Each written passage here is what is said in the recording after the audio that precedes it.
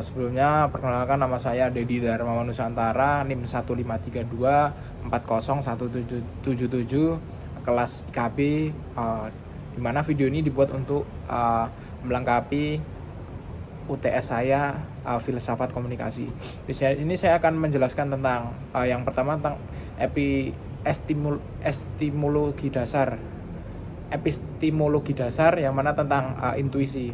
Intuisi ini adalah tindak refleks langsung, yang mana refleks ini tanpa disadari. Jadi seumpama nih kita ngomong dalam artian meminta tolong ambilkan kursi itu, otomatis orang lain akan langsung memberikan. Nah, di situ itu disebut salah satu intuisi, yang mana refleks spontan seseorang itu ketika diberitahu itu langsung langsung dilakukan. Begitu juga semua kita minta tolong ambilkan pensil itu, maka orang itu akan mengambilkan. Nah, itu termasuk salah satu refleks.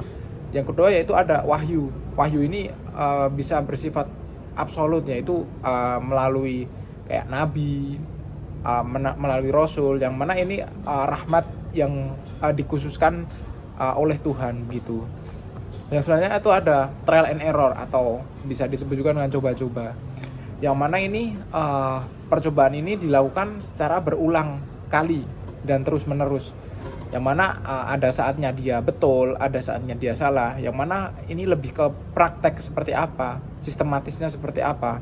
Yang dulu belum tahu nih kayak obat-obatan yang sehat tuh betul yang seperti apa, yang sekarang yang betul itu seperti apa, dan belum teruji klinis. Dan itu bisa juga trial and error seperti itu. Ya, selanjutnya itu ada rasionalisme, yang mana itu adalah pengetahuan yang didapatkan oleh logika, yaitu tidak bergantung terhadap kayak pengalaman. Jadi kita kayak menguatkan otak kita, menguatkan pikiran kita di dalam berlogika di situ. Ya, kayak rasional terhadap sesuatu yang belum teruji di lapangan seperti itu. Yang selanjutnya ada dari empirisme. Empirisme ini adalah kayak berdasarkan sesuai data dan fakta. Dan fakta yang ada di lapangan itu seperti apa, diuji itu seperti apa, apakah bisa memiliki cara pengujiannya atau enggak. Itu empirisme ini lebih kayak menekankan bahwa kita memerlukan observasi terhadap suatu data tersebut gitu. Ya, selanjutnya ada logika induktif dan deduktif, yang mana logika induktif ini lebih ke kayak dari kita kayak ke umumnya, ke banyak teman-teman, ke lebih ke kayak metode yang lebih efektif lah, kayak contohnya lebih fokus terhadap orang lain, jadi ke kita dulu, setelah itu ke umum. Begitu juga dengan deduktif. Deduktif ini kayak menarik kesimpulan dari umum ke khusus juga. Contohnya kayak semua komunikasi itu efektif bila itu udah jelas. Kayak jadi kita itu juga harus memikirkan secara umum, setelah itu kayak dipetakan menjadi sebaik mungkin gitu. Ya kayak presentasi yang udah disampaikan nih efektif itu karena sudah dirasakan secara baik. Yang mana selanjutnya ada teori koherasi, yang mana teori ini kayak pernyataan yang sudah dianggap benar. Jadi kayak teori A ini sudah teruji ketika ada teori B dan C ini kayak secara teori itu udah terstruktur gitu. Jadi dalam artian logis dalam pemikirannya gitu. Ada yang selanjutnya yaitu tentang membahas tentang paradigma positivistik. Nah, ini yang mana paradigma ini kayak menjelaskan bahwa realitas objek yang berada di luar angkasa itu bisa diukur secara ilmiah.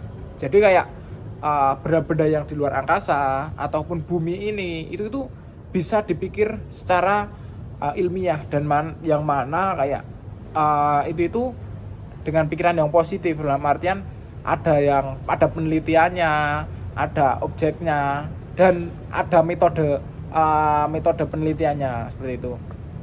Yang mana cara pandang ini tuh biasanya bertujuan untuk kayak menjelaskan, memprediksi, contohnya kayak BMKG, kayak mengontrol, yang mana metodenya biasanya kayak survei, eksperimen, statistik, dan lain-lain. Yang selanjutnya ada paradigma interpretatif, yaitu adalah interpositivisme, yang mana kayak paradigma ini dibentuk oleh manusia melalui makna atau interpretasi, yang mana kayak dunia sosial ini tidak netral. Jadi kayak dunia ini tuh tidak hanya fokus terhadap maknanya saja, jadi tidak mencari hukum-hukumnya, kayak terlalu memahami makna yang udah jelas, kayak subjektifnya itu seperti apa, pengalamannya manusia itu seperti apa. Yang mana ini biasanya cara mengujinya itu memerlukan kayak wawancara yang mendalam, kayak studi kasus, case. Selanjutnya itu ada yang terakhir, ada paradigma kritis, yang mana paradigma ini dibentuk oleh ideologi, kekuatan, dominasi pikiran kita, yang mana pikiran ini lebih ke realistis, seperti apa, ideologis, etimologis yang ada di pikiran kita, yang mana ini biasanya mengkritik tentang kekerasan, mengkritik tentang kayak pemerintahan, kayak menganalisis. Itu tuh biasanya dimaksimalkan di pikiran kritis itu tersebut. Yang mana dari 3 tersebut itu perbandingannya itu kayak sangat berbeda banget. Kayak sama positivistik, dia itu lebih ke kayak semua benda yang ada di dunia ini bisa diukur dan bisa dipertanggungjawabkan. Kalau interpretatif itu lebih ke kayak makna itu udah terlibat dalam suatu sebab akibat itu. Kayak di positivistik ada sebab akibat, kalau di interpretatif itu ada kayak makna. Nah, misalnya kalau di kritis itu ada kekuasaan. Kekuasaan itu sendiri itu biasanya seperti bagaimana, oh ternyata kekuasaan ini betul, kekuasaan ini salah, kekuasaan ini sesuai hukum, kekuasaan ini sesuai analisis, yang mana itu menjadikan kita itu bisa kritis di dalam memikirkan hal tersebut. Ya mungkin kalau untuk closing untuk yang saya ketahui mungkin itu, yang mana paradigma positivistik, interpretatif, dan kritis itu salah satu yang berbeda satu sama lain, tapi memiliki maknanya masing-masing begitu. Terima kasih.